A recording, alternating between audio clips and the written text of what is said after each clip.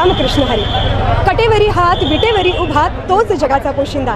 आणि याच पंढरीत याच भाविकांसाठी सागर डेव्हलपर्स घेऊन आले आहेत भव्य ओपन प्लॉट प्रकल्प, ते सुद्धा दर्शन रांगेच्या अगदी जवळ. इथे पाठीमागे आहे दर्शन बारी. नगरपालिका हद्दीतील नियोजित आराखड्यातील 50 फूट डीपी रोड. संपूर्ण प्रोजेक्टमध्ये अंतर्गत street lights, plot demarcation, plantation आणि प्रत्येक प्लॉटला स्वतंत्र नळ कनेक्शन. संपूर्ण प्रोजेक्टला तारेचे कंपाऊंड, ज्येष्ठ नागरिकांना बसण्यासाठी बेंचेस. चला तर मग आत्ताच बुक करा मठासाठी किंवा आपल्या हक्काच्या घरासाठी आपल्या हक्काचा प्लॉट, तेही अगदी माफक दरात. ताज्या घडामोडी पाहण्यासाठी आमच्या YouTube चॅनलवरील PVR म्हणजेच पंढरी वार्ता या न्यूजला सबस्क्राईब करा आणि शेजारील बेल आयकॉनवर क्लिक करा. 245 माढा विधानसभा मतदारसंघात संकल्प यात्रेच्या माध्यमातून माढा वेलफेअर फाउंडेशनचे संस्थापक अध्यक्ष तथा माजी पंचायत समिती सदस्य धनराज शिंदे हे मागील काही दिवसांपासून विविध गावांना भेटी देत ग्रामस्थांशी संवाद साधताना दिसून आले आहेत. धनराज शिंदे यांनी राष्ट्रवादी काँग्रेस शरदचंद्र पवार पक्षाचे अध्यक्ष शरद पवार यांची भेट घेतल्यानंतर माढा विधानसभा मतदारसंघातून धनराज शिंदे हे या पक्षाकडून विधानसभेच्या उमेदवारीसाठी इच्छुक असल्याचं म्हटलं जात आहे. या मतदारसंघासाठी शरद पवार यांनी भरभरून दिलं, मात्र आज या मतदारसंघातील एकही साखर कारखानदार शरद पवार यांच्या सोबत नाही. याबाबत कठोर टीका करताना धनराज शिंदे हे दिसून आले होते. नुकत्याच पार पडलेल्या लोकसभा निवडणुकीत माढा विधानसभा मतदारसंघातून महाविकास आघाडी मोठे मताधिक्य मिळवले आहे. या मतदारसंघातील जनतेने आपला कौल दिला होता. आता धनराज शिंदे हे देखील या मतदारसंघाच्या विकासासाठी शरद पवार यांचे विचार घेऊनच पुढे जाण्याची भूमिका घेताना दिसून येत आहेत. आज माढा तालुक्यातील मानेगाव येथे धनराज शिंदे यांचे आगमन होताच मोठ्या उत्साहात स्वागत करण्यात आल्याचं दिसून आलं. तर विठ्ठल रुक्मिणी मंदिरासमोरील प्रांगणात आयोजित सभेस मानेगाव व पंचक्रोशीतील ग्रामस्थ मोठ्या संख्येने उपस्थित असल्याचं दिसून आलं. आगामी काळात गावाच्या विकासासाठी सर्वतोपरी सहकार्य करण्याची ग्वाही देतानाच धनराज शिंदे यांनी उपस्थित ग्रामस्थांसमोर आपली भूमिका मांडली आहे. यावेळी गावातील सर्व ज्येष्ठ मंडळी, तरुण सहकारी उपस्थित होते. मला, माझ्या तालुक्यातल्या जनतेला, माझ्या कार्यकर्त्यांना आणि आज ती तारीख आलेली, माझ्या आयुष्यातली पहिली सभा.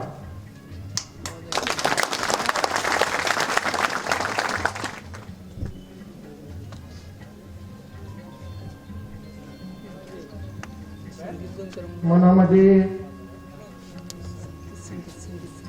विचारांचा समुद्र शांत नाहीये. फार विचार चालू आहेत मनात, पण एक गोष्टीचा निर्धार कायम पक्का आहे की ह्या तालुक्याचा विकास, ह्या तालुक्याला न्याय, ह्या तालुक्याची जबाबदारी हे आपण सगळ्यांनी उचलायची.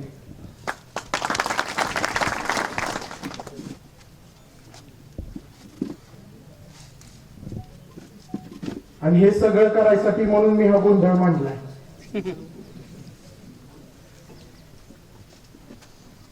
आणि आजच्या ह्या गोंधळाला मी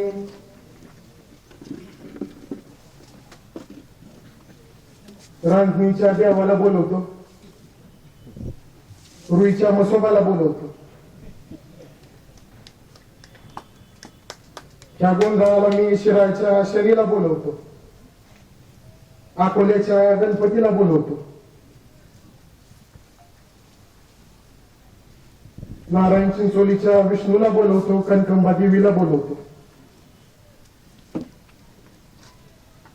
ढवळसच्या देवीला बोलवतो आणि नतमस्तक होतो. मी आरणच्या चौथा माया पुढे नतमस्तक होतो.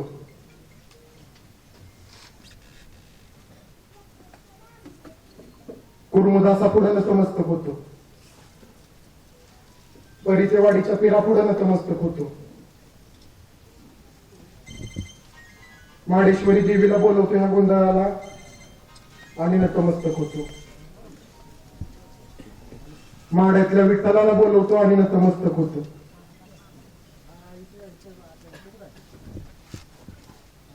आणि ह्या गावच्या अन्नपूर्ण देवीला बोलवतो आणि नतमस्तक होतो.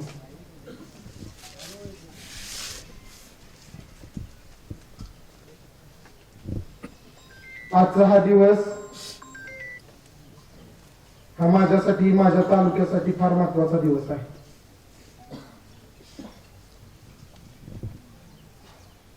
पुढचं काम करताना ह्या देशाचे शिलेदार, ह्या राज्याचे शिलेदार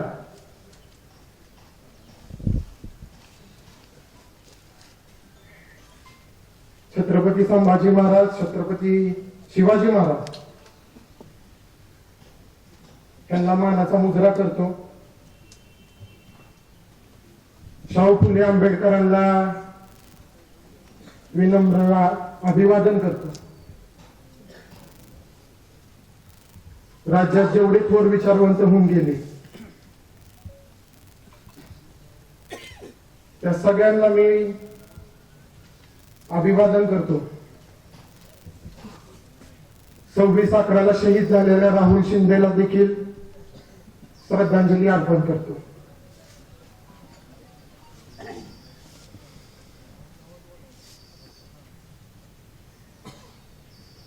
मला या तालुक्यासाठी काम करायचे आणि ती काम करत असताना मी माझ्या बरोबरच्या सर्व सहकार्यांनी काम करत असताना आपल्याला स्वर्गीय विठ्ठलराव शिंदे असतील, शंकरराव मोहिते पाटील असतील, सहकार महर्षी साठे असतील, भैयासिंग पाटील असतील, स्वर्गीय सुधाकर पंत परिचारक असतील, बालकी राणा असतील, राजाराम बापू असतील, या सगळ्यांचं कार्य आपल्याला डोळ्यापुढे ठेवून भविष्यात वाटचाल करावं लागणार आहे.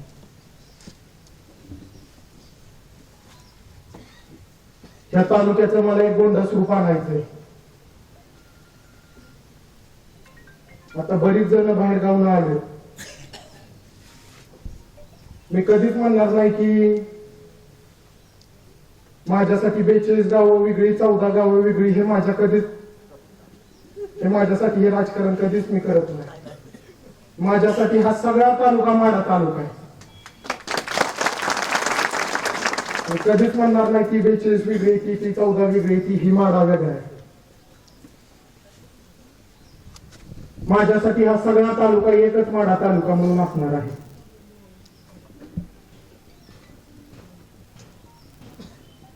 आताच माझ्याबद्दल सांगितलं. माझं वय लहान आहे पण माझा निर्धार मोठा आहे. माझं वय लहान आहे पण ह्या तालुक्यासाठी विचार केलेत मोठे. माझं वय लहान आहे पण माझी ह्या तालुक्यासाठी स्वप्न मोठी येते. माझं वय लहान आहे पण मी तुमच्यावर टाकलेला विश्वास फार मोठा आहे.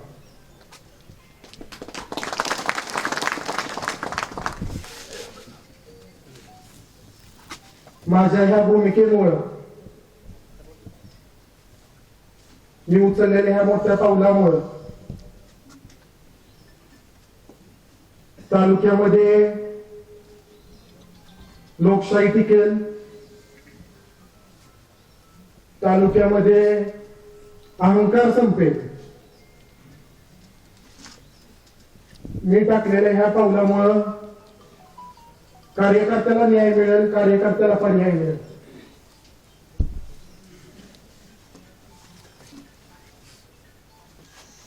ह्या निवडणुकीला सामोरी जाताना माझे काही विचार आहेत.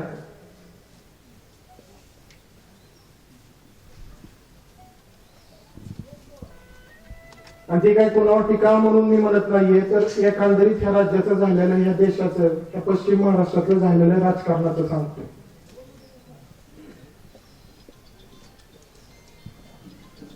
की आजपर्यंत राजकारण झालं काय, की तुम्ही सगळी मंडळी नेत्याच्या मागे लागता आपला बी एखादा कारखाना पाहिजे.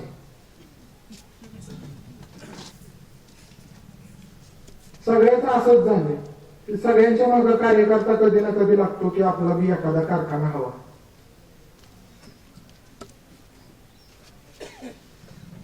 कार्यकर्त्याचा कमवलेला असतो विचारांवरती वेळ देऊन कामं करून, आणि कुठंतरी पैशाची तडजोड लावायसाठी, कुठंतरी पैसे उभा करायच्या नादात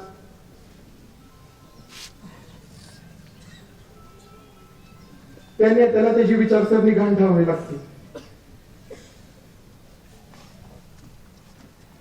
आणि ज्या क्षणी नेता त्याची विचारसरणी घाण ठेवतो त्या क्षणी तिथं फक्त संस्कार होतात आणि तिथून माणसं निसटून जातात. आणि आजपर्यंत जेवढ्या काही राजकीय मंडळींचा तुम्ही कारकीर्द बघितले तर ती अशीच आहे.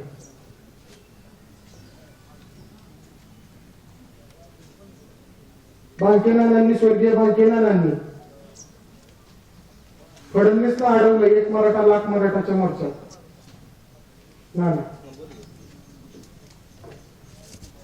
आणि तिथून पुढे फडणवीसनी भालकेनानांचं राजकारण अडचणीत आणलं.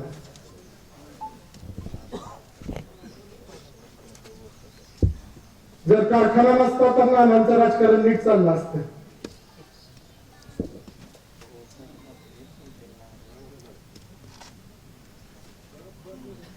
अभिजित पाटलाला देखील कारखाना नसता तर भाजपच्या स्टेजवर जायची वेळ आली नसती. आणि माझ्या कुटुंबाला देखील कारखाने नसते, एवढे कारखाने नसते तर शेतकऱ्याच्या नावावर कर्ज काढायची वेळ आली नसती.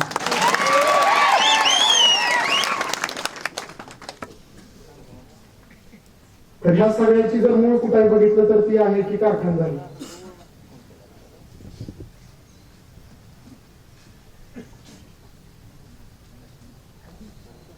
माढा तालुक्यात 6 कारखाने आहेत.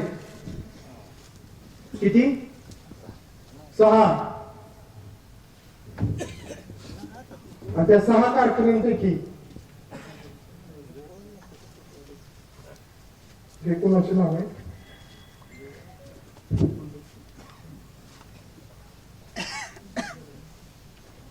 रोडवरती गाड्या बऱ्याच जणांच्या लागलेत, वाहन थांबलेत.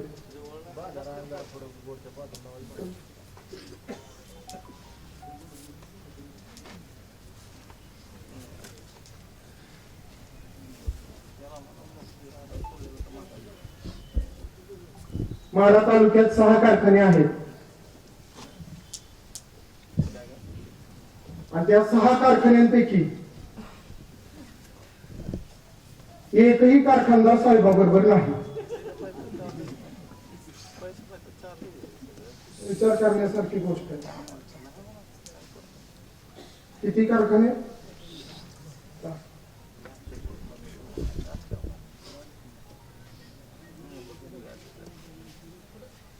आजपर्यंत झालंय काय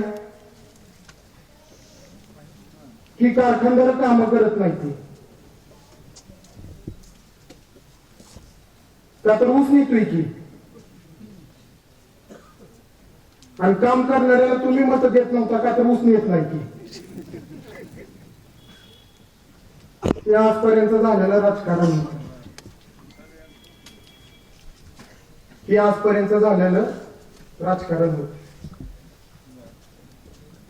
तुम्ही जर बारकाईने बघितलं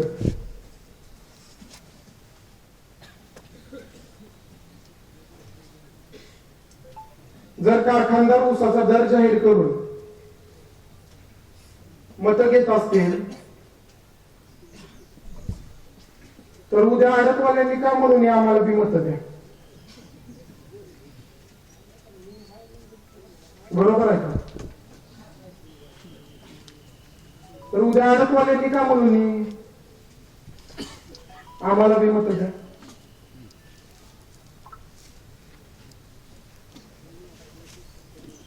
इंग्रज या देशामध्ये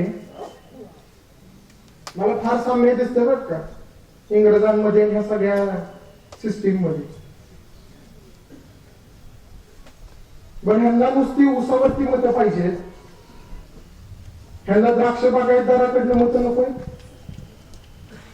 ह्यांना केळी बागायतदाराकडनं मतं नकोय, ह्यांना दलितांकडनं मतं नकोय, ह्यांना व्यापारी समाजाकडनं मतं नकोय, ह्यांना तरकारीच्या शेतकऱ्याकडनं मतं नकोय.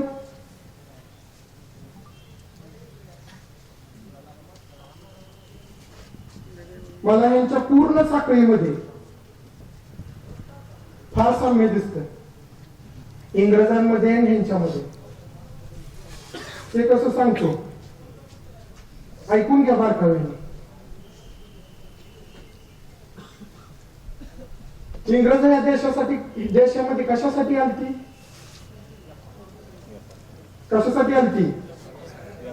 व्यापार करायला आलती. आम्ही ऊसाचे काय करतोय? साखरेचे व्यापारीच आहोत. इंग्रजांची व्यापार करणाऱ्या कंपनीचं नाव काय होतं? East India company. बरोबर. त्या सुद्धा सगळ्या कारखानदार काय आहे की कंपन्याच आहेत त्या. बरं, इंग्रजांची गावोगावी तुमच्यावरती लक्ष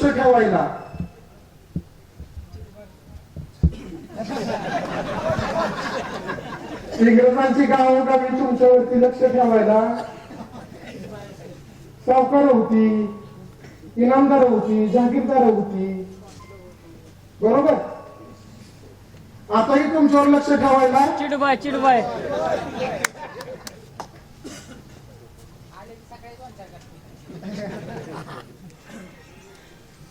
आताही तुमच्यावर लक्ष ठेवायला माणसं आहेत.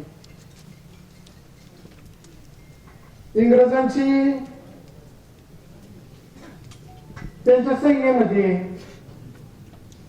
त्यांच्या दप्तरामध्ये, त्यांच्या कार्यालयामध्ये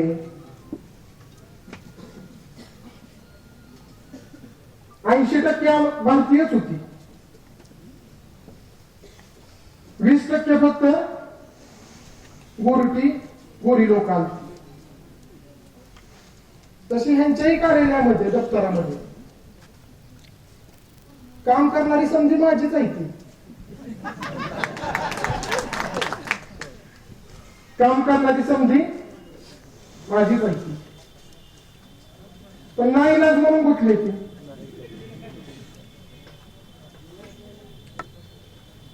एक काळ होता मित्रांनो, जे पिठाची गिरण होती त्याचं गाव होत. गावोगावी माझ्या आजोबाच्या बी 3 होत्या. जे पिठाची गिरण होती त्याचं गाव होत. त्याच्यानंतर काय आला? जेज गुराळ त्याचं गाव. त्याच्यानंतर ज्याचा कारखाना त्याचं.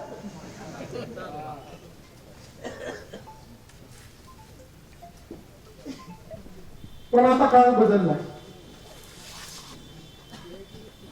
साहेबांना, आम्हाला, नवीन खासदार असतील जगदीश दादा, हे आमच्या सगळ्यांनाच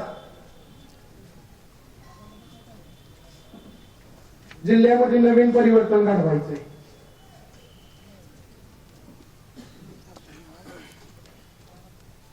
जोपर्यंत समाज म्हणून तुम्ही लोक 2 खुर्च्या वेगळ्या मांडणार नाही, कारखानदारीची नामदारकीची, तोपर्यंत ना कारखानदाराचं कारखाना टिकतेल ना आमदाराचं राजकारण टिकेल. ही काळ्या दगडावरची पांढरी रेघ आहे.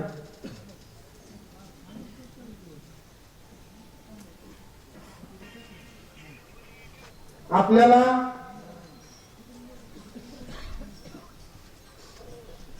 या तालुक्यामध्ये बदल घडवायचा आहे.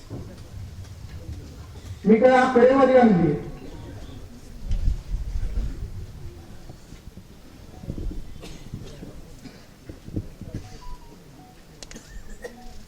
माढा तालुक्यात झालेली कामं, माळशिरस तालुक्यात झालेली कामं, बार्शी तालुक्यात झालेल्या कामांची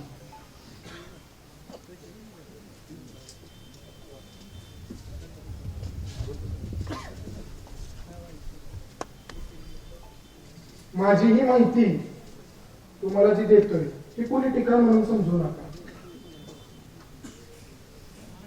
माढा तालुक्यामध्ये 413 कोटीचा निधी आला रस्त्यांसाठी. किती आला? 413 कोटी रुपये माढा तालुक्यात आले या 5 वर्षात. माळशिरस तालुक्यामध्ये 670 कोटी रुपये आले आणि बार्शी तालुक्यामध्ये 700 कोटी रुपये आले. आणि आपण 5 वर्ष सत्तेत होतो बरं का. आपण 5 वर्ष सत्तेत होतो. माझ्या पुढे अजून काही आकडेवारी आहे शेतकऱ्यांच्या झालेल्या आत्महत्यांची. तर ह्या काही वर्षांमध्ये 40 शेतकऱ्यांनी ह्या तालुक्यातल्या आत्महत्या केल्या.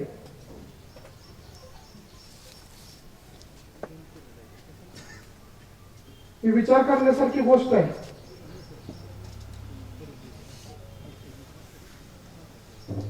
तुम्ही आजपर्यंत काम करतोय म्हणून त्यांना निवडून नाही दिलं.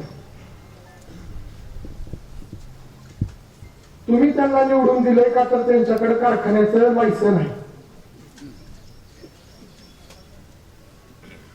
कारखान्याची चिठोरी कागदाची.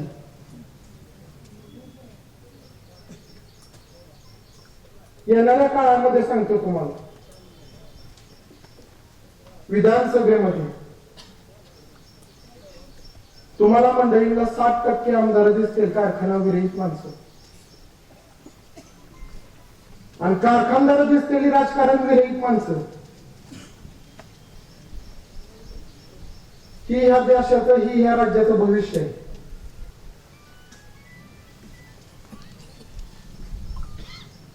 आज जर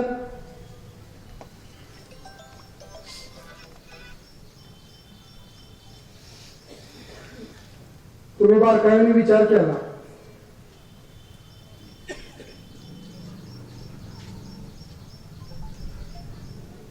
तर बरीच जण मला म्हणली, मला गद्दार म्हणली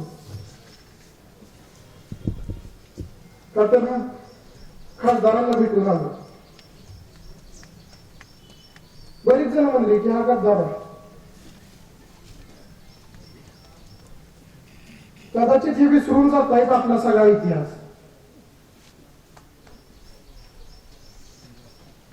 कदाचित हे विसरून जात आहेत आपला सगळा इतिहास झालेला.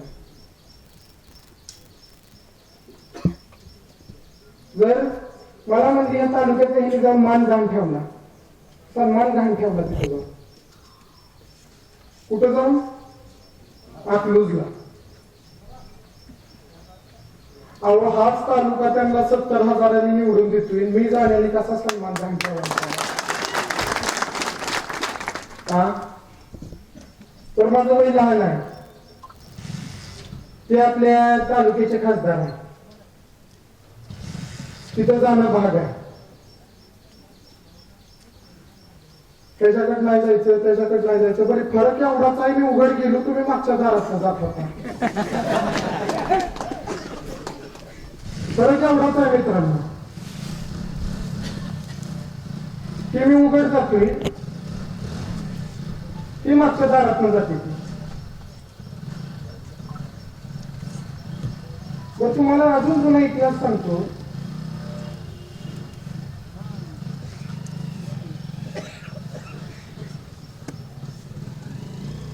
माझ्या आजोबांना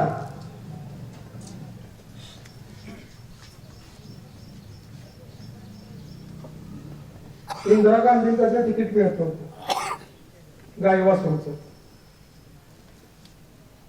तर शंकरराव मोहिते पाटील माझ्या आजोबांना गाडीत टाकलं आणि दिल्लीला घेऊन गेले आणि दिल्लीला नेऊन त्यांनी इंदिरा गांधींचं तिकीट आणलं आणि माझ्या आजोबांना आमदारकीत सहकार्य केलं. त्याच्याहून जुना इतिहास आहे लवणच्या कोकाटे पाटलांचा. शंकर भाऊंच्या आधीपासून माझ्या आजोळीचे संबंध त्या कुटुंबाशी आहे. हो ना.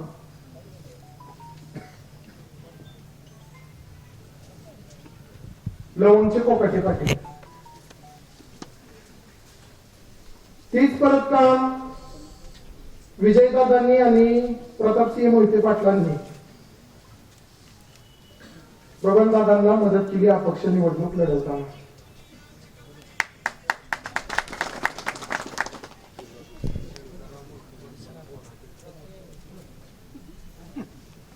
कोकाटे पाटलांनी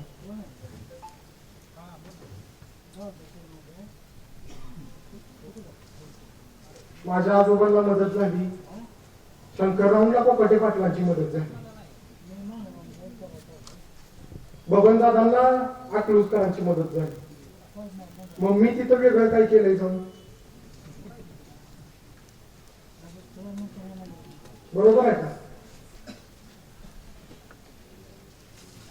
हे वाईट ते वाईट असंच करत सिनामाडा उपसा सिंचन योजनेमध्ये सुद्धा आपण विसरलं नाही पाहिजे की फार मोठं काम आहे विनायक बापूंचं. एक तालुक्याने विसरलं नाही पाहिजे.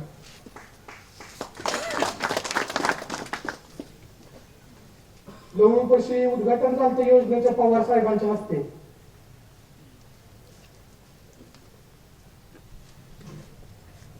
हे तालुक्याने विसरलं नाही पाहिजे. तेवढंच मोठं काम भाई एस.एम. पाटलांचं या तालुक्यासाठी.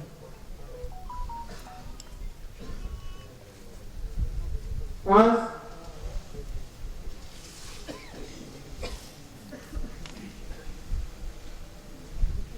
तुम्ही जर बारकाईने विचार केला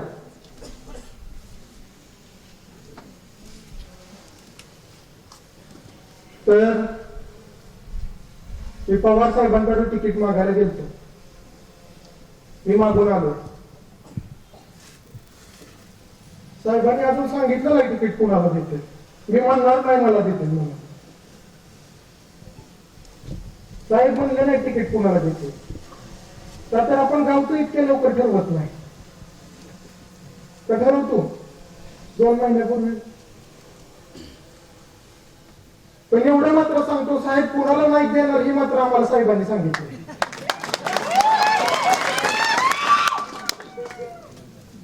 कुणाला देते नाही सांगितलं, पण कुणाला नाही देणार ही मात्र आमच्या सगळ्यांना सांगितलं.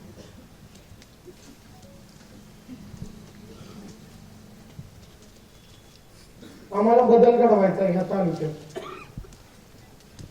आणि हा बदल सर्वांच्या हिताचा असेल. कार्यकर्त्याला मी एवढंच सांगितलं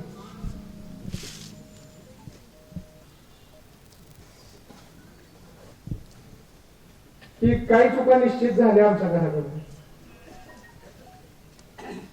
आणि त्या केवळ चुका दादांना माझ्या कुटुंबाला काही चुकीच्या भूमिका घ्याव्या लागल्या आणि त्या भूमिका सर्व रणजित शिंदेच्या कारकिर्दीत झाली. आज जर तुम्ही सगळी पदं जर बघितली तर 8 ते 10 पद आहेत. मला इतक्या मोठ्या ताकदीवर उभा राहायचंय. श्रावणबाई योजना काय काय संजय गांधी लाडकी बहीण अजून जिल्हा दूध संघ अशी 10 पद आहेत मित्रांनो. वयोवृद्ध शालेय व्यवस्थापन समिती 18 पद आहे ती घरी.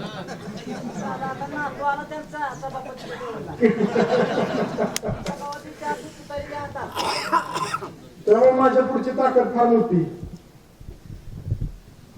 आताच सांगितल्याप्रमाणे पक्षाकडे यंत्रणा नाही. आता कारखानाच नाही पक्षात कुठल्या, पण हीच म्हणजे आमची पवार साहेबांची यंत्रणा आहे. मला तालुक्यात कोण पाहुणार आवडत नाही तर त्याच्यामुळं हीच संधी माझी पाहुण्याला आवडते. आजपर्यंत झालं काय? आता ते जर म्हणलं राहिलेली कामं बी आम्हीच करणार ना ना म्हणलं असतं तुम्हीच म्हणला का नाही केलं ते आम्ही केलं राहिलेलं बी ते त्याच्या पुढचं सांगतो राहिलेलं हे आपण करू जे काय राहिलं ते आपण संधी मिळून पुढं करू. आज मित्रांनो इलेक्शनला सामोरे जाताना आपल्याला 30 वर्षाचा विकास सांगावा लागतोय आणि तेव्हा एक इलेक्शन पार पडतंय. ही विचार करण्यासारखी गोष्ट आहे.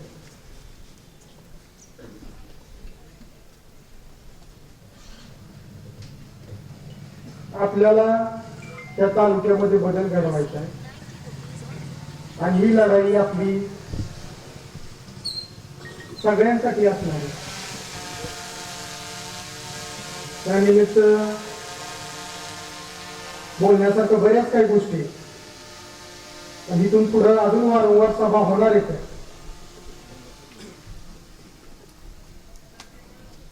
प्रत्येक जिल्हा परिषद गणात एक सभा घ्यायचं नियोजित आहे आणि त्याच्यामुळे ही पहिली सभा आपण पूर्व भागातून मानेगावातून सुरुवात केली. आज तुम्ही सगळ्या मंडळींनी आपल्याला सगळ्यांना फार मोठं आव्हान आहे. तुतारीचं तिकीट मिळलं तरी का तर बरीच जण तुतारीचा शालकाट पांघरून आता हिंडते ती आम्ही बी तुतारीचं साव म्हणते ती पण भाषणात साहेबाचा उल्लेख सुद्धा करत नाही ती. भाषणात पवार साहेबांचा उल्लेख सुद्धा करत नाही. त्या सगळ्यांना राजकारण आपापले कारखाने वाचवायला आपापल्या केसेस पडले त्या ह्यांच्यावरती. त्यांना जनतेसाठी राजकारण करायला वेळ नाही. ही संधी कोण आहे ती? ही सगळी आमचीच आहे ती घेऊ कमी विरोधक आणून बाहेरची आणून बसवली ती माझ्या भाऊंपासूनची माणसं आहे ती सगळी. तालुक्यातलं जे लीड गेलंय ही सगळ्यात गटानेच तर दिलेलं आहे. आपल्या कुठे असते ही संधी आहे. बापू कुठलं कधीच नाही तुम्ही आमच्या घरात. तुम्ही कुठलं 3 पिढ्या पंचायत समिती सदस्य बापू कुठे? ही 3-3, 4-4 पिढीची माणसं आहे ती आमची.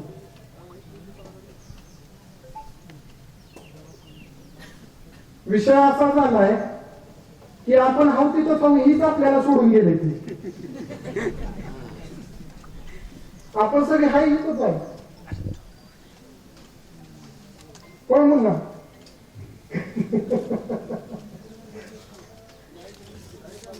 आम्हालाच हे सोडून काही जण निघून गेले ते.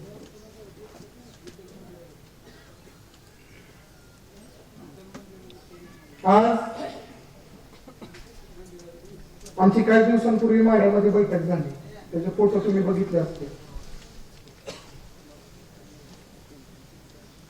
त्या मीटिंग मध्ये आमच्या बऱ्याच चांगल्या मुद्द्यांवरती चर्चा झाल्या. पक्षवाढी संदर्भात सगळ्यांनी पक्षाचं काम करायच्या संदर्भात. फोटो बघितले का तुम्ही? तर फार चांगल्या पद्धतीने आमची ती बैठक पार पडली. त्यामध्ये दादा साठे होते, त्यामध्ये कोकाटे होते. मला एक सांगा तुम्ही, संजय बाबा काय चुकीचं बोलताय? आजपर्यंत तुम्ही जर संजय बाबांचं जर सगळी भाषणं ऐकली तुम्ही बोललेले तुम्ही विचारा मला, सगळं खरं बोलतोय की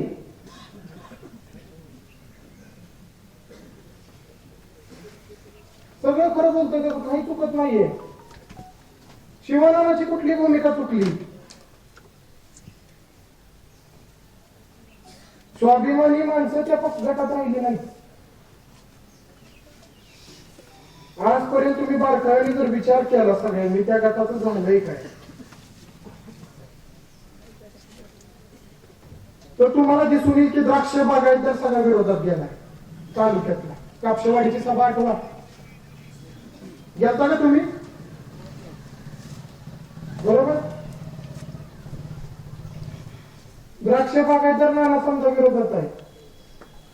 तालुक्यातली वकील संघटना ठराव घेतली विरोधात काम करायचं.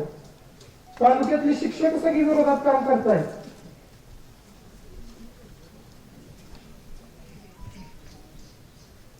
त्या पार्टीमध्ये प्रॉब्लेम झालाय की त्या पार्टीमध्ये विचार नाही.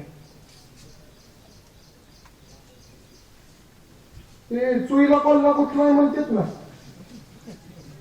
तसे काही जण फक्त अडकले. ती त्या पार्टीची वस्तुस्थिती झाली. आणि कुठंतरी आम्हाला जी मनाला खतखत मला सातत्याने जाणवायची. आणि तुम्ही ह्या लोकसभेला चुरूक दाखवली म्हणून मी पण कुठं तर धाडसाली बाहेर पडलो. तुम्ही जर ही चुरूक पुढच्या 10 वर्षात दाखवली असती तरी आम्ही बी लोकांनाच पाहिजे का नाही बदल. पण कुठं तर समाजाने ह्या लोकसभेला बदल दाखवला म्हणून आम्ही समजेजण धाडसाली बाहेर पडलो. हो का? हे आजच काय बरीच जण विचारतात. 2 भावाभावांची जर भांडणं लागली, 2 बहीण नवरा बायकोची लागली, तर पहिल्याच भांडणात व्हायला राहते ती का?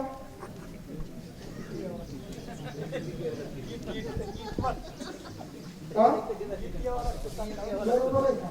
कुठं तर धाडस व्हावं लागतं. कुठं तर लोकसभेला तुम्ही मंडळींनी चुणूक दाखवली म्हणून आम्ही वेगळं व्हायचा विचार केला. आज तालुक्यातली कलाकार संघ नाही ती त्या पार्टीत. बाबा लोंढे असतील, रत्नदीप बारगोले असतील झारखंडचे, अशी तर छोटी मोठी कलाकार राहिली नाही ती त्या पार्टीत. तालुक्यातली प्रतिष्ठित घराणी माहिती राहिली त्या पार्टीमध्ये. ही त्या पार्टीची वस्तुस्थिती झाली.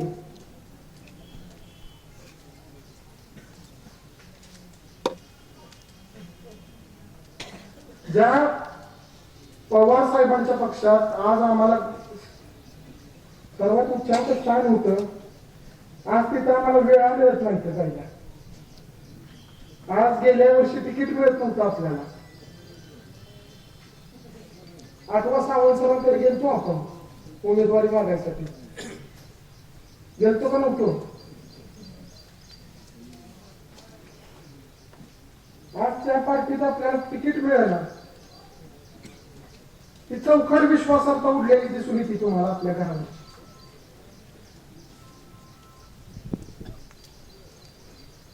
बदल हा आटा आहे आणि आपण सगळेजण त्याचे वाहक आहोत. मी ह्या निमित्त एवढंच बोलतो, एवढीच ग्वाही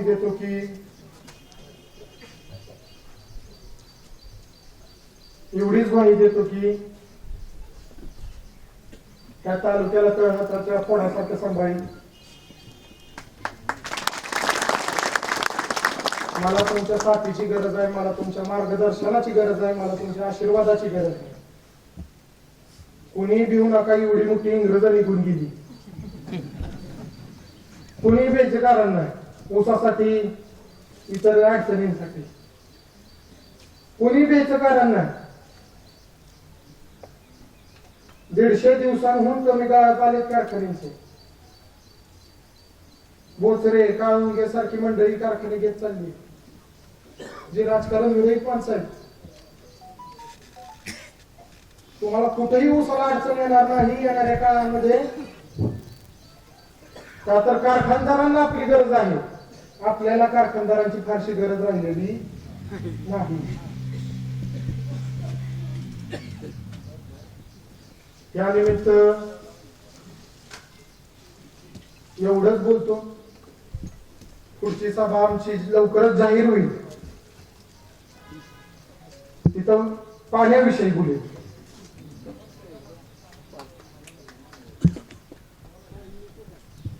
तुम्हाला तुम्हाला सांगतो, सीना माडा उपसा सिंचन योजनेचा मी मगाशी उल्लेख केला. मूळ गावात भिजतायत किती तुम्ही मोजलीत कधी? प्रत्यक्षात भिजतायत किती? 13 वर्षात मूळ गाव भिजतायत किती? ज्यांना नीट सगळ्या पाया मिळतात अशी भिजणारी गावं कधी मोजलेत तुम्ही किती? चला माझ्यावर मोजा. पिंपळनेर, शिरशिंग, तांबवे, सापटणे, वेणेगाव, पालवण, कनेरगाव, निमगाव. पालवण घेतलं का? वेणेगाव घेतलं का? कोळर, उजनी, लवळचा काय शिवाय आणि कुर्डूचा काय शिवाय. पिंपळनेर मोजलं की लय झालं. 15 खेड्यांना 30 वर्षात पाणी दिलंय आपण. बाकीकडे सारे आहे त्यांनी काही हाणलेले.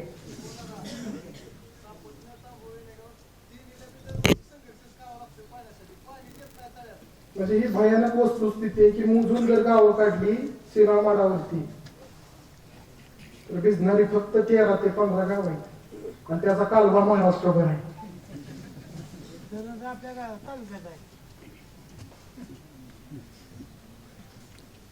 बघितले का तू? काय फक्त 15 गाव आहेत. लयचले जवळ लावून आहेत, पाणी येत नाही. मोडणीला येत नाही.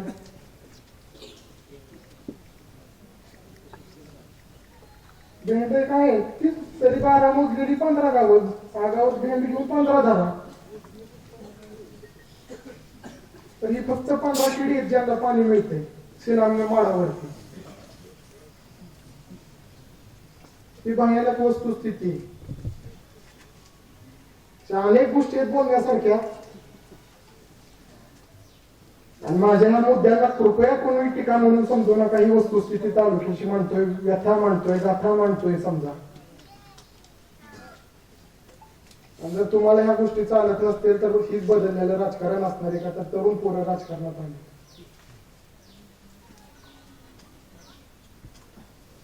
त्यानिमित्त एवढंच बोलतो. बरीच जण अजून मंडळी बोलायला उत्सुक आहेत. मी लवकर बोललो केवळ पावसाचे दिवस आहेत म्हणून लवकर बोललो. तुम्ही सगळी एवढ्या लांब आला मालेगावला, याच्या मागचा उद्देश एकच होता की इकडेची काय परिस्थिती आहे ती आपल्या सगळ्यांना दिसावी. त्या उद्देशाने इथं आपण आलोय. तुम्ही झालेली कामं बघा. इंदापूर तालुक्यामध्ये भरणे मामानी एक हाती सत्ता होती का मामाची 30 वर्ष, तरी इंदापूर शहर बघा. तुम्ही सांगोल्यामध्ये शहाजी बापूंनी आणलेला निधी बघा. बार्शीमध्ये राजाभाऊ राऊतनी आणलेली कामं बघा. त्या 5-6 वर्षातच झाले. आणि इथं एक हाती सत्ता असून आपलं एक खेड नाही, एक गाव नाही, एक शहर नाही इंदापूर सारखं.